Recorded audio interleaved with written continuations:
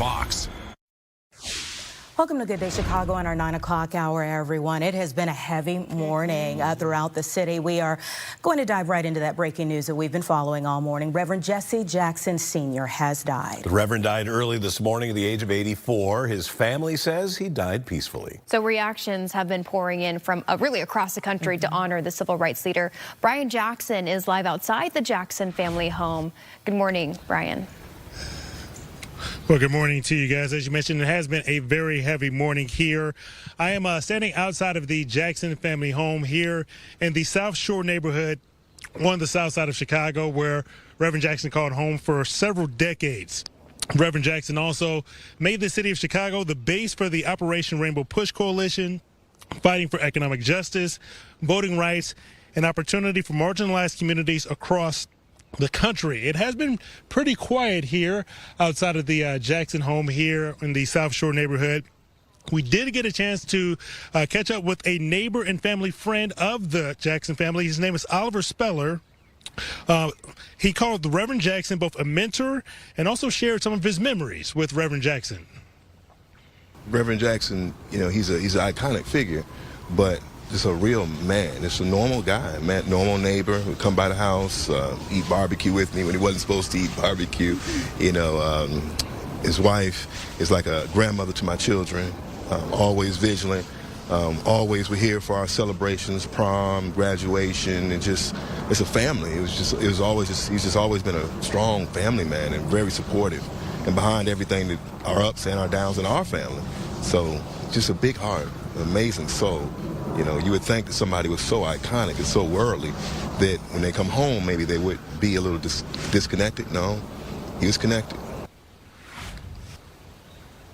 He was connected for sure, and definitely an icon that will be missed here in the city of Chicago. Reporting outside of the Jackson family home here in the South Shore neighborhood of Chicago, I'm Brian Jackson for Fox Chicago. Back to you guys. Brian, what an assignment, especially in Black History Month, when we're celebrating Black history and this quintessential figure in Black history takes his last breath. For you to be on this in this moment, what does it feel like for you? Well, growing up, Reverend Jackson is definitely somebody that is well known. Definitely give credit to actually one of my teachers growing up named Mr. Darrell Henderson from Mara Yates Elementary back in Madison, who talked to us about Reverend Jackson and the civil rights icon that he was, not just for here in Chicago, but truly across the world. And he will definitely be a man that will be greatly missed for sure. Yeah. I was, we were kind of talking about some of the memories that have been recalled this morning. I was talking with my dad just recently about this moment that he was on his college campus, big afro, and that was in the early 70s, and just, wow, we knew this day was coming, but it's still a sad day. Thank you for your reporting. As we've gotten this news, and it was the first story I saw when I woke up this morning, so really hit me hard. The news of his death is spreading. People are sharing their thoughts about him from near and from far. Saquon is live at St. Sabina, which has been a focal point for the fight for equality in Chicago. Hey, good morning, Saquon. Hey, good morning to you. Yeah, Reverend Jackson spent quite a lot of time here at St. Sabina, whether he was, leading peace walks around the neighborhood or using his voice to really be able to support members of this community. Oftentimes, as we know, he actually teamed up with Father Michael Pfleger. The two are very close friends. They're allies. They're partners. They've worked together for many decades on many social justice efforts. I actually spoke with Father Pfleger just earlier this morning, and I asked him how he will remember Reverend Jackson moving forward as someone who was so close to him. Listen. Most importantly, I remember the friend, how genuine he was, and what a caring person he was, that he so deeply cared about humanity and about people in general, and he really believed in the Rainbow Coalition. He really believed that black, white, and brown should come together and unite for issues of justice and peace and to care about each other. And he lived it, he spoke it, he fought for it. And I think the other thing I would say about him is his consistency. A lot of people out there for a minute, fighting for a minute, screaming for a minute, but he was a long-distance runner. his whole life he spent doing this, and I just thank him. I think America should thank him for what he did. We're a better country because of him. We're a better world because of him. Father Flagler told me he is really grateful that Reverend Jackson took him under his wing. He talked about how they became great friends. They've marched together. They've protested together. They've been arrested together. He also told me that he actually went to go visit Reverend Jackson and his family last night, and they actually all prayed together. And he tells me that is something he will never forget.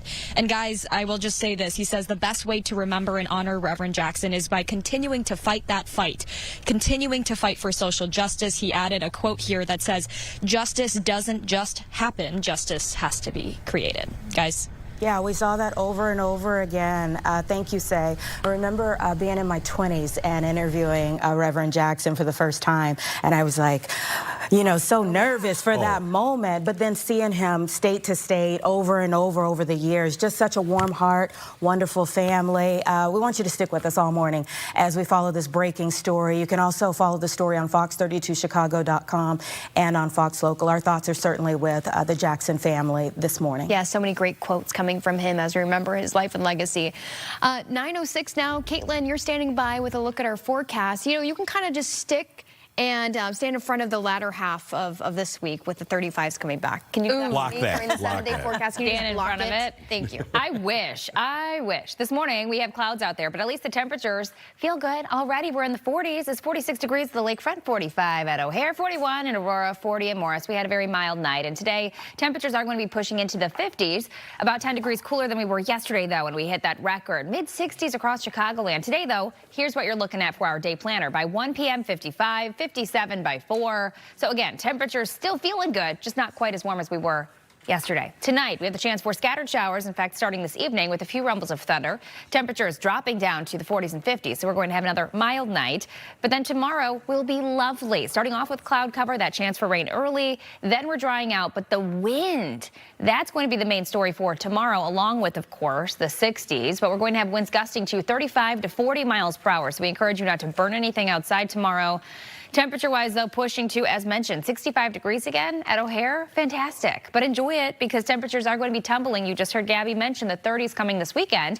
So let's talk about the chance for rain and storms. As mentioned, we have the potential for a rumble of thunder tonight. This is our outlook for tonight, indicating that we do have that chance for a thunderstorm, but severe weather is not expected. Tomorrow's going to be quiet with clearing skies. And then on Thursday, that's when we have the opportunity for more thunderstorms with, as of now, a marginal risk from Kankakee to Jasper, Newton counties for severe thunderstorms, which is a level 1 of 5. We'll let you know if that changes. Here's our future cast. As I said, today we're going to have the clouds sticking around. We have gusty winds, but they are going to be continuing to pick up as we head into tomorrow. And the rainfall moving in really more so this evening and overnight tonight. That's when we have that rumble of thunder before things do dry out quickly tomorrow. And tomorrow is going to be a fantastic day to be outside. A full check of your 7-day forecast, including those colder temperatures on the way this weekend, is coming up. Stay with us.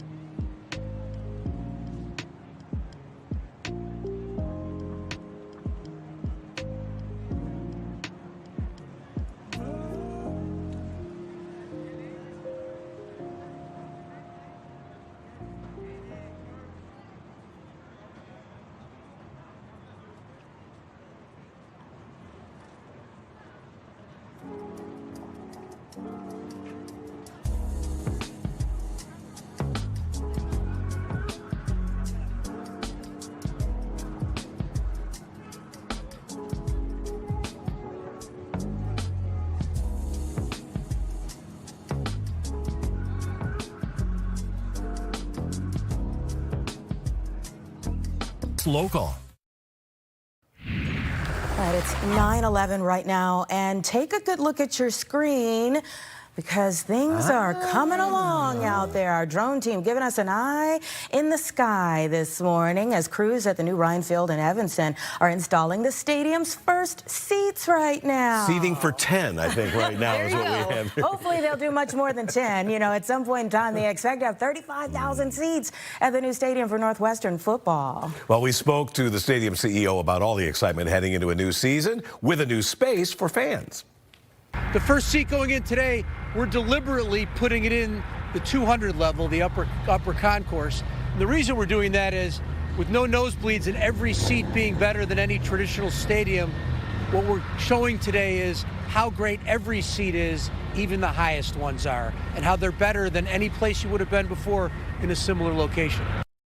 The stadium is set to open for the upcoming season. The first game at the new Ryan Field will be held on Friday, October 2nd against Penn State. And we're still following this breaking news this morning, a reaction pouring in for civil rights icon Reverend Jesse Jackson, who passed away overnight. Martin Luther King III just made this post on X saying, quote, "A towering voice and a devoted servant of justice. Reverend Jackson was more than a civil rights advocate. He was a living bridge between generations, carrying forward the unfinished work and sacred promise of the civil rights movement." Jackson Sr. was famously inspired by Dr. Martin Luther King during the civil rights movement. His connection to their family is a profound one. And earlier this morning, we spoke with Reverend Michael Neighbors with Second Baptist Church of Evanston. And he talked about the legacy of Reverend Jackson that he leaves behind from his perspective. I was very, very young when Dr. King was assassinated, but one of my first memories is of Reverend Jackson, who was right there on the balcony of the Lorraine Hotel when that happened. And of course, after he was such a model for those who were entering into ministry a generation later, and his model was in so many ways as a charismatic orator. He gave new life to the words, "I am somebody." He motivated an entire generation and was able to merge not only the African-American Christian faith with the current contemporary people of his day, but he was also able to do so in a way that was just endearing. He was able to put together the power and the majesty of the Black movement of the 1960s going into the 1970s like nobody has been able to do. He is going to be missed greatly, but the legacy that he leaves behind, I promise you that legacy has gone to millions and millions of African American people and also those in the United States. He's made our country a better place. You know, I was going to ask you about some of those notable, civil rights advocacy, things that you guys both worked on. I know that you also have the pastoral connection. Are there any other, I guess, notable things that really made a difference that maybe are kind of overlooked with Reverend Jackson's life that you'd like to share with the audience? I think so, and I'm not sure that the audience is aware of this, but Reverend Jackson started his ministry and his leadership among Black people so early that one of the things that I can remember as a very young man is that he was just down to earth. I remember him playing basketball one-on-one with the late singer Marvin Gaye, and both of them had these giant afros. They were playing basketball, and I think that was a signal to the younger generation that it's okay to be a Christian, it's okay to be a lover of human rights and civil rights, and at the same time to enjoy yourself and be a part of the amazing social navigation that Blacks had in the 1970s and 1980s. So he was very real. He was very down home. He could relate to folks who were on the street corner. He could relate to folks who were in the boardroom. He could relate to folks who were in Congress and also the Oval Office. Not many people are able to do that. Speaking of the Oval Office, our last guest made a comment that she doesn't think Barack Obama would have ascended to the presidency without the groundwork that had been laid by Reverend Jesse Jackson. Do you have any thoughts on that?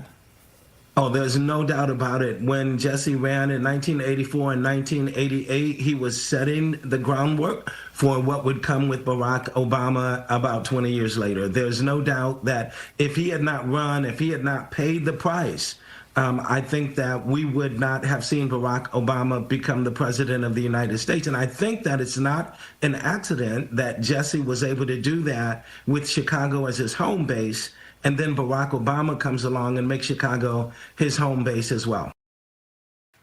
So many moments when he kind of crystallized in terms of passing the baton. You know, there's that iconic photo of Reverend Jesse Jackson as he described there, but Reverend Jesse Jackson being on that hotel balcony with Dr. King after he had just been assassinated, and everyone's pointing to where the gunfire came from. Everyone has seen that picture. But a baton in that sense was passed in that moment. But then also talking about the moment when President Obama then becomes president, you know, Barack Obama, Senator Obama becomes president. In that moment, you remember that image of Reverend Jackson with a tear dropping from his eye in the crowd in Grant Park, you know, another baton that was passed generationally. You can't help but to get chills when you hear some of these stories, hear some of his quotes that, you know, are so well shared. You know, he really, it's hard to encompass all that he's done in this, in even the, you know, 6-hour newscast that we have here. All the places that he went to negotiate for the release of this, for them, and he was constantly on the go. You got to interview him. I never interviewed him, but I did get several encounters with him in this town at a different station, and he was always extremely gracious. But what I remember most vividly, the commanding presence that he had. You walked in the room, and he owned the room. You had to kind of bow to him every that time. kind of command. And it wasn't because of an arrogance. It was because of the respect level that people had for what he has done in our country. So again, this is our big story of the day, as you would imagine. You can continue to follow along with us here on the air and also online.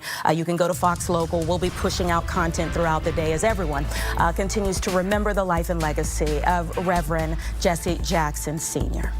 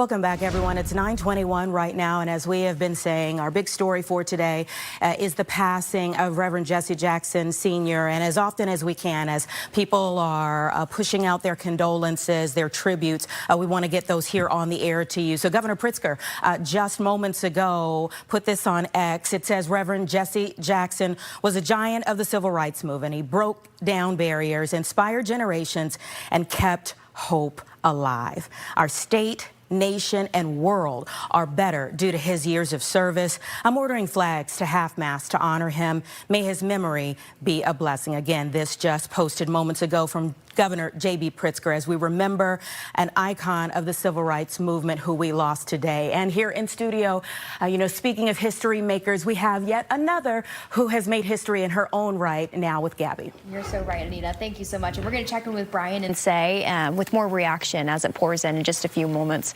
In 2026, we are saying goodbye to the year of the snake and hello to the year of the horse. The Lunar New Year officially begins today, and there are events happening throughout the city the next 2 weeks, and especially in Uptown, to honor the tradition. Here with the details is 11th Ward Alderman Nicole Lee. Thank you so much for joining us. Thanks so much for having me, Gabby. I love this because I'm hearing the year of a horse means, movement forward, that it's a little more of aggressive in a year, in a good way. What would you say? Yeah, I would say that. Look, it's about independence. It's about moving forward. It's about transformation. So, I'm excited for this year of the fire horse. I love how rich the tradition is with Lunar New Year. You're holding some red cards that look familiar, or they're envelopes, aren't they? Lucky red envelopes. They're very popular around Lunar New Year. These have lucky money in them. So traditionally, the elders, the adults, hand out these lucky envelopes to the children and single unmarried people, I guess. Well, how about some other traditions that you and your family share? Because, yes, that one is a very popular one, but maybe one that's a little more intimate within the family. Sure, yeah. New Year is all about new beginnings. So, New Year's Eve is what we sort of build up to, and what we do is it's about family time. It's sitting, eating specific foods to bring in luck in the new year, to bring in abundance, to bring in good health. There's things that you do to clean your house to make sure that you make space for all of the good things that are coming in. So really, it's a great time to gather as a family and just be together to welcome in the new year. Let's talk about how the community is celebrating the Lunar New Year and how people can get involved. Yeah, there's so many ways for people to get involved. So I've got Chinatown on the south side, and then we also have Chinatown and Uptown with my colleague, Alderwoman Lenny Manaw-Hoppenworth. They're going to kick things off this weekend with the Lunar New Year parade on Saturday. The one in Chinatown on the south side is on March 1st. And in between, there are a whole host of other events that are going on. In the 11th Ward, we have, for the first time ever, a Lunar New Year market happening at the Ramova Theater this weekend, Friday and Saturday. So come on down and see us. Oh, I love to hear that. Yeah, we'll have all the information posted. We'll make sure of that because it can be overwhelming. But people look forward to this event every year, no matter what the capacity is. Why do you think that is, that people all get involved in the Lunar New Year? I think there's so much that's fun and inviting about it. I mean, the parade is just a wonderful time to experience the culture. It also gives you a great excuse to come to Chinatown, go to a restaurant, partake in some of the businesses that are there, purchase some of your own Lunar New Year, accoutrement, if you will. And really, it's very, I think, relatable and attainable to people. Culturally, we have all of these opportunities to connect, and everybody has their own traditions. This just gets celebrated in a really big way. Especially when it's like such positive news, I feel, because we said, right, the year of the snake was kind of shedding that extra skin, making sure you're leaving some of that stuff in the past, and this year, again, moving forward. Moving forward, yes. I love it. How awesome. Thank you so much, Alderman Nicole Lee. Thank you for joining us. Thank you for having me. All right. Happy Lunar New Year. Happy Lunar New Year to you, and there's some more information on your screen there. We'll make sure to also share some on our website, fox32chicago.com. All right, don't leave us. Much more will be on the way.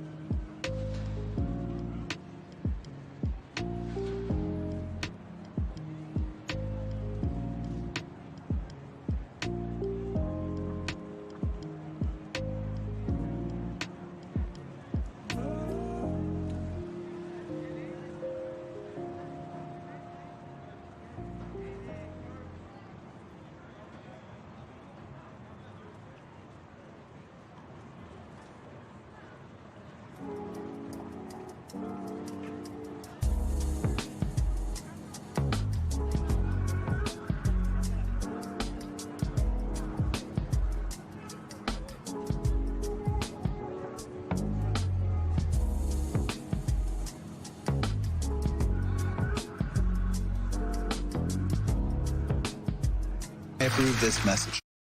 9:28. We've really had such beautiful reaction, pouring into our newsroom from really across the country to honor the civil rights leader. Brian Jackson is live outside the Jackson family home. Good morning to you, Brian. Hey, good morning, Gabriella. It has definitely been a day of mourning as people from all over the city are coming by this home here in the South Shore neighborhood on the south side of Chicago to pay their final respects to the Reverend Jesse Jackson, including Phil Vassar, who walked down the block with a handful of roses, and he said that he needed to give Reverend Jackson his own roses. He came here to South Shore from the Roseland neighborhood just before he left for work this morning. He just said he felt it upon his heart to make sure that he had to come by and say his final goodbyes to Reverend Jackson.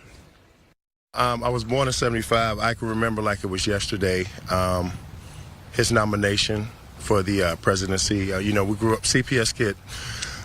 We always talked about Black History Month. It was always brought up him, King, Farrakhan, Malcolm X, but Jesse Jackson stood out when he accepted the nomination. It's inspiring, considering how the 80s were. For those who know, the 80s was a tough time for Chicago, Black Chicago families. I couldn't imagine how it was in the 60s and 70s outside of the things that we have read and seen from videos. But to see a man of color risk his life to say, hey, I can be that was inspiring. That was very inspiring for me. Expiring for Phil and inspiring for the entire city of Chicago as well. Phil said he never got a chance to actually physically meet Reverend Jackson, but as a kid, he said he was in the same room as the great Reverend Jackson, and it's definitely a moment that he will never forget.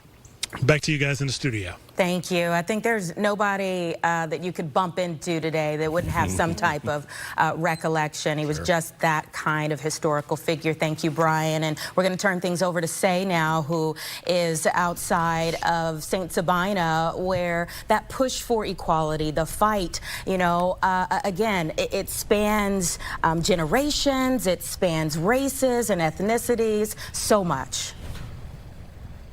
Yeah, exactly. And you think about Reverend Jackson and the amount of time he spent here at St. Sabina. He knows the members of this church very well. He's also very well known here in the Auburn Gresham neighborhood because he would lead a lot of these peace walks that took place every week during the summer months, of course. So he was always seen around this neighborhood, whether it was, leading those demonstrations or just connecting with the members of this community. Now, oftentimes he would also team up with Father Michael Pfleger, of course, at St. Sabina Church.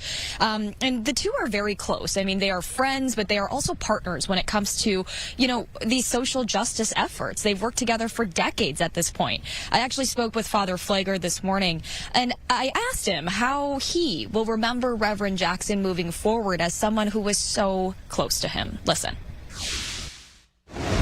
I think about what he did for schools and for education, what he did to fight for equality in businesses and corporate America. I mean, when corporations got a call saying Reverend Jackson was coming to meet with them, they changed behavior.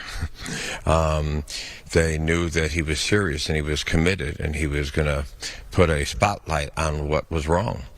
So I don't know if there's any one thing. I think he took on some issue, but certainly the violence issue was so important to him.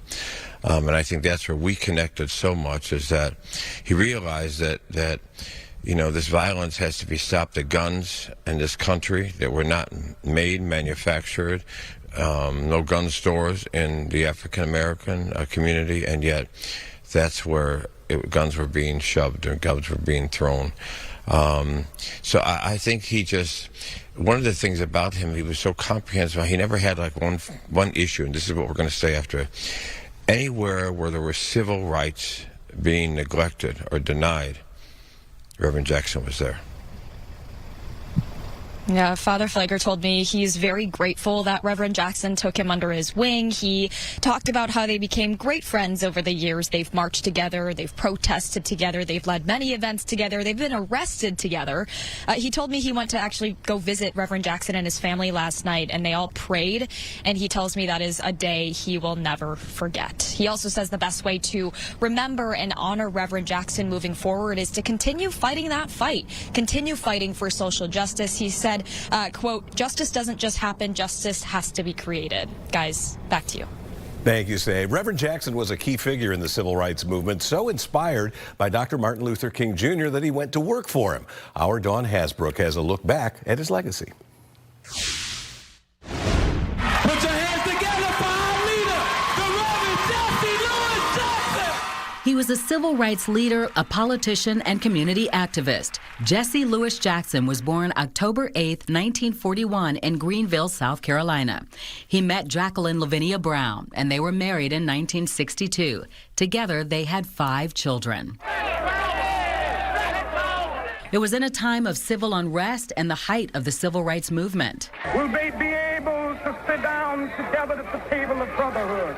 I have a dream. He went to work for the Reverend Dr. Martin Luther King Jr. and was with King when he was assassinated in 1968.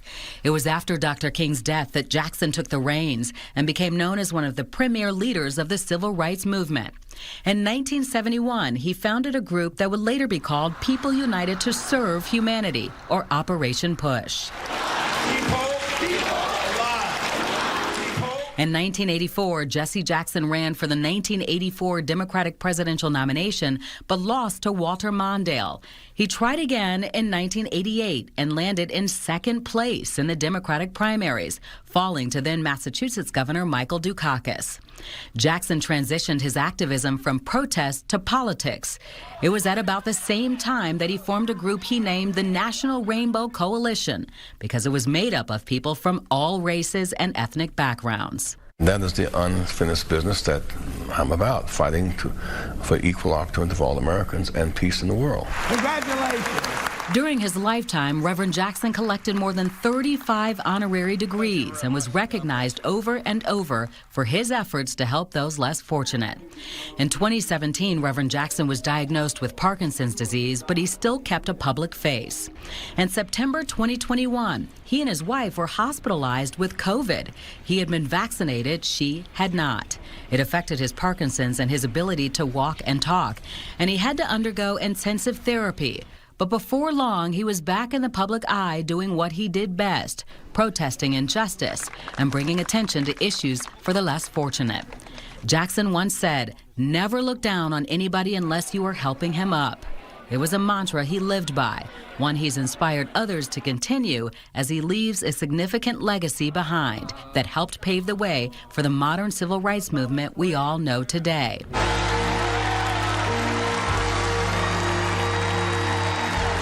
In August of 2024, the giant in the civil rights movement was honored at the Democratic National Convention in Chicago. His contributions are innumerable. His impact and his work are in both places and ways that many people don't know. You know, I say it this way: his fingerprints are places where you might not have seen his footprints. His hands were all over so many things. Many people remember the auto bailout. Reverend Jackson was behind that. McDonald's expanding in African-American communities with tons of African-American owners and board seats. That's Reverend Jackson. And so many other things around the world. So glad that the DNC paused to give him his flowers that he deserves so much. And in October of 2024, the city of Chicago that he has called home since 1966 gave him the key to the city. And what a fitting way to wish Reverend Jesse Louis Jackson a very happy birthday, giving him a key to the city he is truly considered to be his home. I think it is entirely appropriate to give great men and great women flowers while they can still smell them. Use love to motivate you and obligate you to serve the human family. Young America, dream! Powerful orator there. All right, we have mostly cloudy skies, but not entirely cloudy skies. And I continue to be kind of a lone voice of unseasonable warmth here today. I think we got another 60-degree day on the way. Here's what we have currently at O'Hare. It is cloudy, 45 degrees, but our view there, you can see there's still some sunlight getting through there. A south-southeast wind at 6 miles per hour. No doubt, near the lake, it is not going to get as warm, and temperatures will actually come down at the lakefront later on. Right now, some of the warmest temperatures are near the water. 47 at the lake, 48 at Gary, 46 at Midway, Woodstock 44, LaSalle, Peru 43. It's also 43 degrees in Valparaiso, where it is now 4 degrees warmer than yesterday at this time. It's 2 degrees warmer at O'Hare than it was yesterday at this time. The difference, though, is the fact we do have a bit more cloud cover than we saw yesterday, especially in the afternoon. Now, our model is trying to bring a sprinkle in here around noon. I'm not in on that. I think we have to wait until nighttime to really get in on these showers. Most of this rain is going to be light and short-lived. There's a chance overnight, this is 1 o'clock in the morning, see a couple of blips of yellow and orange. There may be a little thunderstorm here or there, but it would be brief, not severe weather certainly. And then during the day tomorrow, we clear out. Temperatures tomorrow should be every bit as warm as yesterday's record-crushing 65. And then even on Thursday, if we can get just enough sunshine in there, hold off that rain until afternoon hours, then I think we can get to 60 degrees because it's going to stay really warm overnight Wednesday night. Thursday, scattered showers, might even be another thunderstorm. And then here is the extended temperature outlook. February 25th, day after tomorrow, week beyond that. And tomorrow, a week from tomorrow, and then the following week, above average temperatures are forecast here for that period. Today, I'm going 62, mostly cloudy, cooler by the lake. Tonight, we get a few showers in here, no heavy rain, but there could be a thunderstorm rumbling through. Look at that low, 50 degrees. From there, we get to 65 tomorrow afternoon, and then a 60 on Thursday with some showers coming in late in the day and at night, ending wee hours morning Friday, and then it feels more like February is coming to the upcoming weekend. I've got 3 lovely pictures to share with you. First, from Victor Milcaric, sunset over the Indiana Dunes. What a beautiful sky out there. Still a little bit of ice there right against the lakeshore. Nice picture, Victor. Our second photo looks like we've got maybe some cirrocumulus there. Puffy sky and sleeping trees in Lake Villa. Carol Swanson giving us a look there as the sun was going down in northwestern Lake County. And our final shot here, this is from Kevin Christensen showing us some cloudy skies in Las Vegas. They've actually had quite a bit of rain and some snow out there, snow in the higher elevations, but out there at a beautiful spot in the country. And hopefully you didn't lose your shirt there, Kevin. We need you back in LaSalle County soon. We're going to take a quick break and be back with more of Good Day after this.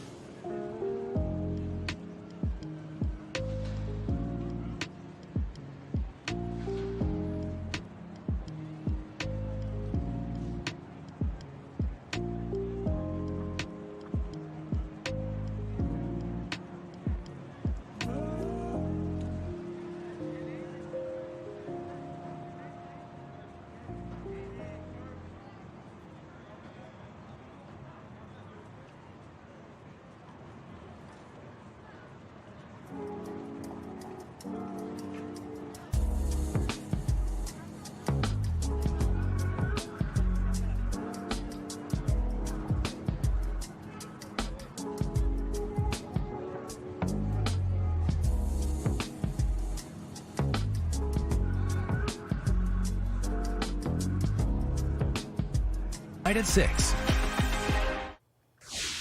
Each person has a different memory, has a different story about the late Reverend Jesse Jackson. Yeah, friends and colleagues are describing him as a family man who truly cares. We spoke last hour with 6th Ward Alderman William Hall. I never witnessed a man who, no matter what time zone we were in, number one, checked on his family. Whenever we landed, that was my responsibility to make sure that he called his wife. He would stop things literally in the airport. Will, get my wife on the phone. His heart was literally in the hands of his wife. He loved his wife. He loved his children, always looking for ways to sharpen their instincts, that being his sons and his daughters. His daughter, Santita, there was never a stage that Reverend Jackson did not want her voice to be heard on. Witnessing his daughter get her doctorate at Michigan State, Jackie. I mean, the family is just one of the most iconic families, publicly but privately, compassionate, generous people. And I never forget one moment serving with Reverend. It was a difficult moment in which there were those in the city we went to that didn't want him there. And literally on the way back to the airport, I said, Reverend, how do you handle those who are just mean-spirited and just don't like you? We didn't, do anything, came to serve and help on their invitation. And he said to me, he said, Will, it's not what they say about you, it's what you do that they remember. And it was always that motivation that I saw in his eyes to leave a lasting moment of serving someone in need. And whether it was a king that I met in Morocco, or it was a mother who was saying goodbye to her child in the casket. Reverend was there, and showing up is what made him meaningful to all of us, because he showed up when you least expected. He showed up in spaces that people did not want to show up at. And I love him dearly. And like I said, his work ethic was unmatched. Reverend, as young as I was when I was working with Reverend made me lazy and tired. I mean, I didn't understand how he did it.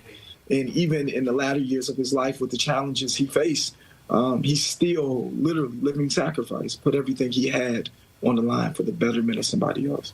Wow. And that was actually my next question, because even he was certainly on the go, even in those final years where the people had to roll him in his, in his wheelchair, and he would still tell you, things that he thought should be done. This is a tribute from Chicago Mayor Brandon Johnson that he just made on X, saying, "I am devastated to lose my mentor, friend, Reverend Jesse Jackson Sr. My heart and prayers are with his devoted family."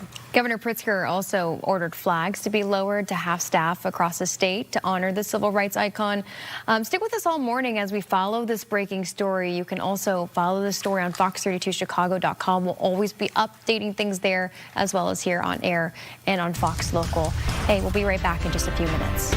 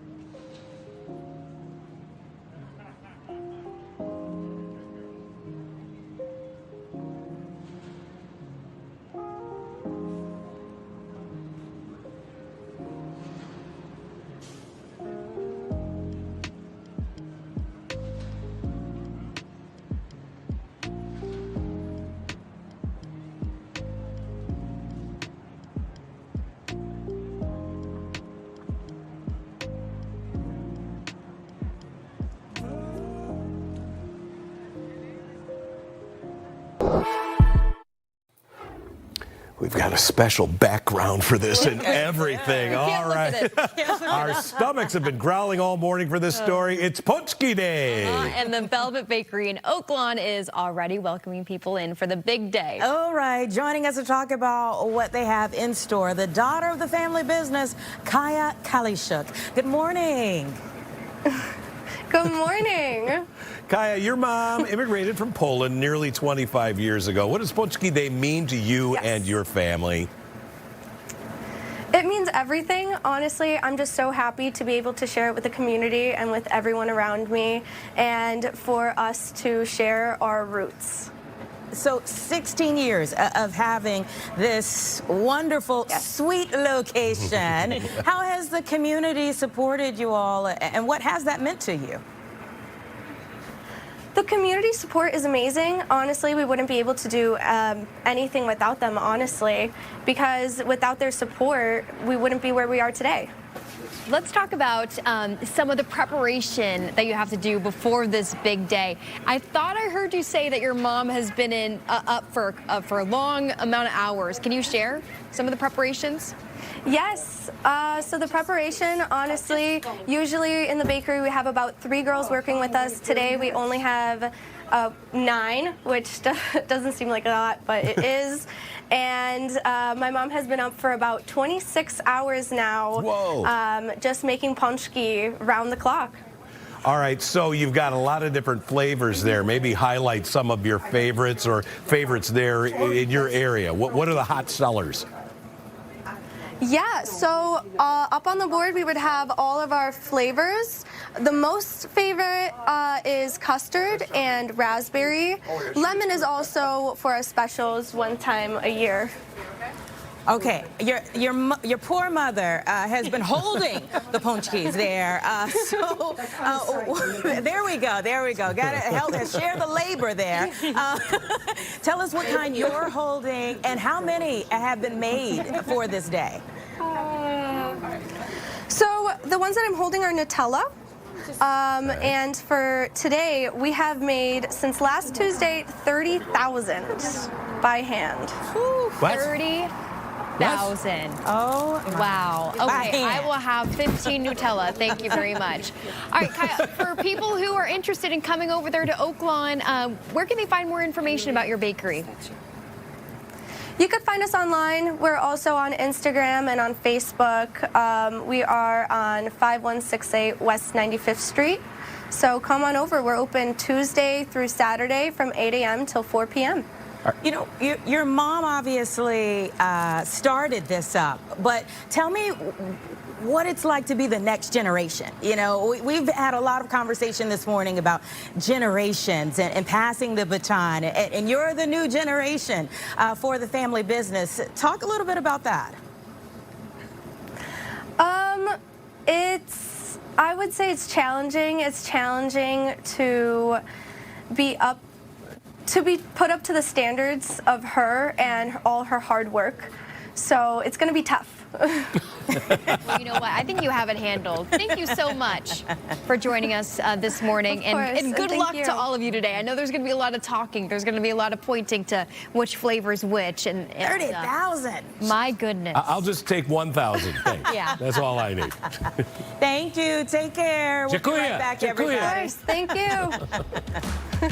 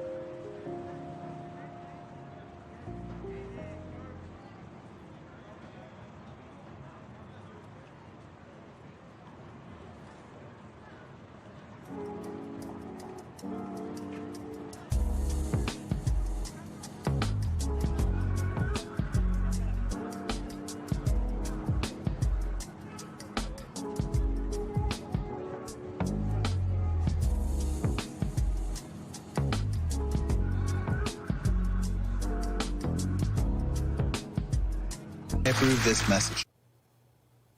Chicago Now is getting ready to start here in about 5 minutes. Let's check in with Caitlin and Anthony. I know that the passing of Reverend Jesse Jackson is going to take center stage with you guys as well. Yes, indeed. With this breaking news, such a sad day here in Chicago and all around the country. We did have to kind of reset today when we found out this news, and we are still getting tons of reaction pouring in from not only all across the city, but all across the country, reflecting on his life and legacy. So we're going to be checking in as well.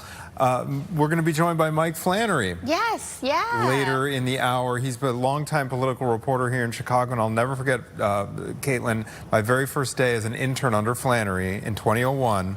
First day, he introduced me to Reverend Jesse Jackson. And Anthony, you were shaking in your boots. Exactly. I was so starstruck. Yes, absolutely. We also have Saquon live this morning at St. Sabina Church. And we're checking in with Brian Jackson, who is actually at the family home of the Reverend, and a family friend, I believe, that he spoke to this morning. There's reaction pouring in from everywhere. We're also going to be speaking with one of the regional presidents of the NAACP, Reverend Michael Neighbors, who knew Reverend Jackson personally. So all those reflections and much more on Reverend Jackson's life and legacy when we join you here in just a few moments on Chicago Now.